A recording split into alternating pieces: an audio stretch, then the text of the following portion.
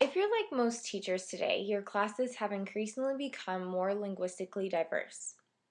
With that, it's very important that you differentiate your instruction to accommodate a variety of students with different learning needs. Today, I'm going to take a few moments to talk a little about Sdaie and give you a brief demonstration on how to incorporate Sdaie strategy into your lessons in the classroom. First, Sdaie stands for Specifically Designed Academic Instruction in English and combines second language acquisition principles with those elements of quality teaching that makes a lesson understandable to students. A Sdaie classroom has content objectives identical to those of a mainstream classroom in the same subject, but in addition to that includes language and learning strategy objectives. The instruction is modified for greater comprehensibility.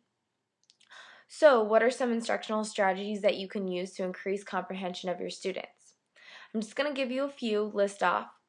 There's speak slowly and include repetition in your instruction. You want to include lots of visuals. You also want to include manipulatives. You want to activate prior knowledge. You can do that by reading a book, discussion. There's lots of different things you can do. You want to limit teacher-centered lectures.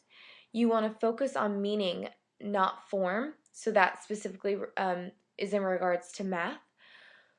You want to do a lot of group work and cooperative learning. Includes games, include media.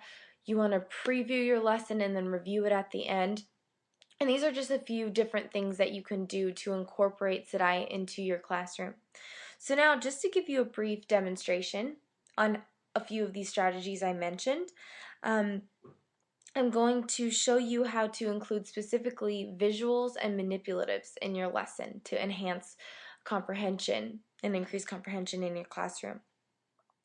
So if you're teaching a lesson on earth science, specifically the layers of the earth, you can actually simply just incorporate an egg into the lesson to provide a visual and manipulative for your students.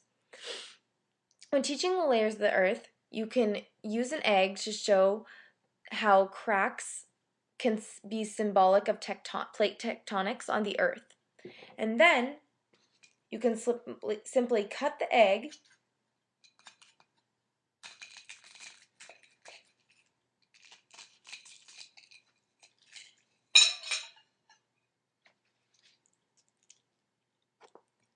and show how the egg is symbolic of the earth and that it has a thin crust, a mantle, and a core.